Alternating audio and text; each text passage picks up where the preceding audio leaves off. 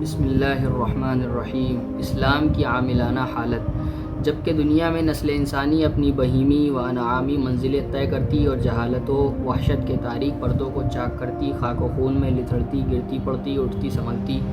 کمانے کھینچے، تلواریں نکالے، نیزے تولے، شراب کے پیالے چڑھائے، پتھروں کی مورتیں بغل میں دبائے، کبھی خدائے واحد و لا شریک کی حمد و ثنا میں مست و سرشار اور اسی سے لو لگائے، کبھی دریاؤں، پہاڑوں، درختوں، چوپایوں اور سانپوں تک کو معبود بنائے اور ان سب کے آگے گردنیں جھکائیں، کبھی شجاعت میں شیروں کو مات کرتی اور کبھی گیدڑوں سے ڈرتی اور چوہوں سے کان کترواتی ہوئی اس مقام تک پہنچ گئی جہاں سے آگے چلنے اور انتہائی عروج و ترقی کی منزلیں طے کرنے میں ضرورت تھی کہ آفتاب کی روشنی اس کی بصارت کو حقیقت اشیاء کے مشاہدے کا موقع دے اور ایک ایسی شاہراہ مل جائے جس میں ٹھوکریں کھائے، ڈاکوؤں کے ہاتھوں لٹنے اور بے راہ روی اور دوری منزل کے مصائب سے نجات پائے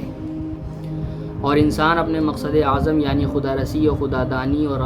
راحت جاودانی کے حصول میں بآسانی کامیاب ہو سکے۔ تو خدائے برتر و توانا نے نسل انسانی کے اس استحقاق کا لحاظ فرما کر ملک عرب میں، جو کہ نسل انسانی کی تمام گزشتہ منزلوں اور انسانی فطرت کی تمام ذلتوں اور خستوں کے نمونے اپنے اندر رکھتا تھا، ایک چشمہ نور و ہدایت پیدا اور ایک آفتاب رسالت طلوع کیا تاکہ وہ ہر انسانی کمزوری کی اصلاح اور فطرت انسانی کی ہر پستی و ذلت اور ہر ایک کجراہی و گمراہی کا علاج ہو کر کامل ہادی، کامل مصلح، کامل استاد، کامل معالج بن سکے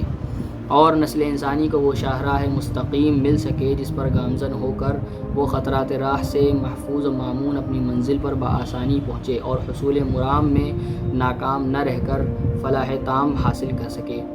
اس آفتاب رسالت اور اس ہادی کامل کا نام حضرت محمد صلی اللہ علیہ وسلم اور قرآن کریم نام ہے۔ اس کامل ہدایت نامے اور اس کامل دستور العمل، اس کامل نور اور روشنی کا جس کو رسول رب العالمین رحمت للعالمین خدا تعالیٰ کی طرف سے لے کر آیا، جس میں کوئی ریب یعنی کوئی ہلاکت اور کوئی فریب نہیں۔ اس سرور انبیاء اور رسول مجتبیٰ صلی اللہ علیہ وسلم نے لوگوں کو بتایا کہ تم انسان اور اشرف المخلوقات ہو، جمادات، نباتات، حیوانات اور اجرام سماوی بھی سب تمہارے خدمتگار ہیں، پھر بھلا پتھر، درخت، دریا، آگ، پانی، چوپائے، چاند، سورج اور ستارے تمہارے مخدوم و معبود کیسے بن سکتے ہیں؟ اس نے انسان کو اس ذلت و رذالت سے کہ وہ بادشاہ ہو کر اپنے غلاموں کے آگے سجدہ کرتا تھا بچایا اور معبود حقیقی تک پہنچنے کا راستہ بتا کر بہائم صفت انسانوں کو انسان بنایا اور اخلاق و تہذیب کا ایک ایک گر سکھا کر اور خود اپنا نمونہ دکھا کر تحت الثری ذلت میں گرے ہوئے انسانوں کو اوج عزت و کمال پر پہنچایا۔ ایک نادان بچہ اپنے استاد و مربی کو اپنا دشمن سمجھتا اور ایک احمق مریض اپنے معالج ڈاکٹر کے نشتر کو دشمن کا خنجر یقین کرتا ہے، لیکن ماں باپ، استاد اور شفیق جراح اپنے کام سے باز نہیں رہ سکتے، کیونکہ نادان بچے اور بیوقوف مریض کی فلاح و بہبود زجر و توبیخ اور نشتر کے استعمال ہی میں مضمر ہوتی ہے۔ مسلمانوں پر ظلم و ستم۔ عرب کے جہالت پناہ لوگوں نے جو ہر قسم کے اخلاق فاضلہ سے عاری تھے، نوع انسان کے اس کامل ہمدرد کی مخالفت میں ایڑی سے چوٹی تک کا اپنا تمام زور لگا دیا۔ 13 سال تک اس رحمت للعالمین اور اس کے فیض و صحبت سے اثر یافتہ مسلمانوں کی قلیل جماعت نے وہ مصائب اور وہ صعوبتیں اور ان وحشی درندوں کے ہاتھ سے سہیں کہ جن کے تصور سے جسموں کے رونگٹے کھڑے ہوتے اور دل بیٹھتے جاتے ہیں۔ وہ کیسے ظالم لوگ تھے کہ جن کے مظالم کی حکایات پڑھنے سے آج پتھر کے دل بھی آب ہو جاتے ہیں اور سنگ دلوں کے کلیجے بھی منہ کو آتے ہیں، مگر ان ستمگروں کے لیے یہ تمام ظلم و ستم دل لگی کا سامان اور خوش ہو کر دیکھنے کا تماشا تھا۔ روح فرسا مظالم پر مسلمانوں کا صبر۔ آج کسی بڑے سے بڑے ڈاکو، کسی بڑے سے بڑے قاتل، کسی بڑے سے بڑے مردم کش مجرم کو کسی میدان میں اس طرح سزا دو کہ اس کی ایک ٹانگ ایک اونٹ کے پاؤں سے باندھو، دوسری ٹانگ دوسرے اونٹ سے، پھر دونوں اونٹوں کو مخالف سمتوں میں دوڑا دو کہ اس مجرم کے بیچ میں سے شق ہو کر 2 ٹکڑے ہو جائیں۔ اس نظارے کو دیکھنے کے لیے بڑے بڑے قوی القلب لوگوں کو جمع کرو، پھر دیکھو کہ وہ اس تماشے کے دیکھنے کی تاب لا سکتے ہیں یا نہیں۔ میرا خیال یہ ہے کہ سوائے ان لوگوں کے جنہوں نے شاہ آباد اور کٹار پور میں اپنے ہاتھوں سے معصوم بچوں اور بے گناہ عورتوں کو ان کی آہوزاری پر التفات کیے بغیر قتل کیا اور بے کس ضعیف بوڑھوں، عورتوں اور بچوں کو جلتی ہوئی آگ میں ڈھکیل کر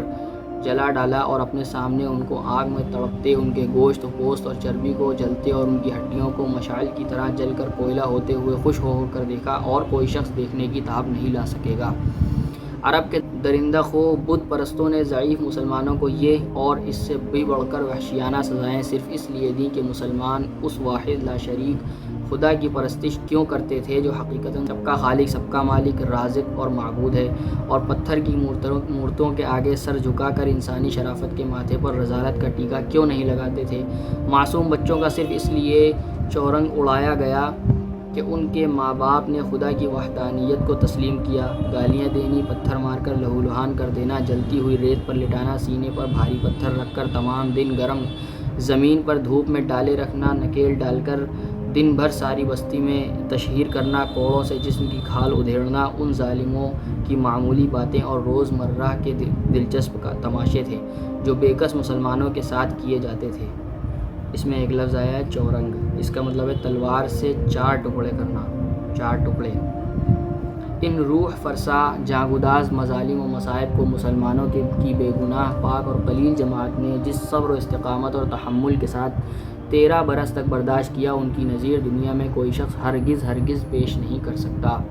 ظلم و ستم کی وجہ سے مسلمانوں کی ہجرت، جبکہ ظالموں نے اپنے ان ہلاکت آفریں اور ستم پروا تماشوں سے خود ہی تھک کر یہ مصمم ارادہ کر لیا کہ اس چشمہ نور و ہدایت کو بالکل معدوم اور مشعل خدا پرستی اور خدا شناسی کو گل کر دیا جائے، تو مجبوراً رحمت عالم صلی اللہ علیہ وسلم نے مکہ سے نکل کر ایک ایسے شہر میں اپنا اور اپنی جماعت کا قیام مناسب سمجھا جہاں خدا کا نام لینے والوں کی جانیں محفوظ رہیں۔ لیکن ان پتھر کے پجاریوں اور بتوں کے آگے ڈنڈوت کرنے والوں نے مدینہ میں بھی چین سے نہ بیٹھنے دیا، اور بار بار بڑی بڑی بت پرست فوجوں نے ان مسلمانوں کو صفحہ ہستی سے ناپید کرنے کے لیے چڑھائیاں کیں، جن کا جرم سوائے اس کے اور کچھ نہ تھا کہ وہ خدا کی بندگی بجا لائے اور معبودان باطلہ سے بیزاری کا اظہار کرتے تھے۔ او عقل و دانائی کے دعوے داروں، اور آؤ تھوڑا سا بھی عدل و انصاف کا مادہ رکھنے والوں، اگر تم صحیح العقل اور منصف مزاج انسان ہو اور وہ حیوان ہو جس کو ناطق کہا جاتا ہے، تو بولو کہ کیا عفو، درگزر اور صبر و تحمل کے امتحان کی ابھی اور بھی ضرورت باقی رہ گئی تھی؟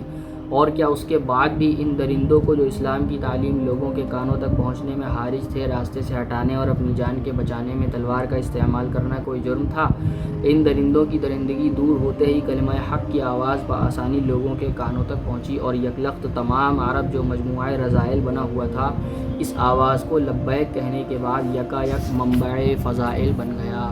صرف چند ہی روز کے اندر تمام بر اعظم عرب کا ایک سرے سے دوسرے سرے تک اسلام کا حلقہ بگوش بن جانا دنیا کی تاریخ کا ایک لانظیر اور عدیم المثال واقعہ ہے۔ عرب کے آزاد منش اور جنگجو لوگ، منش اس کا مطلب ہوتا ہے آزاد طبیعت اور آزاد مزاج، اور جنگجو لوگوں کے دلوں کو اسلام کا حیرت انگیز طور پر منور کر دینا اور اس میں کسی جبر و اکراہ کا دخل نہ ہونا اس طرح بھی ثابت ہے کہ وہی باشندگان عرب جو اسلام کی روشنی حاصل کرنے سے پہلے مسلمانوں کے جانی دشمن تھے، دوسرے وقت اسلام کی حفاظت میں اپنی جانیں قربان کرتے اور اپنی گردنیں کٹواتے ہوئے نظر آتے ہیں۔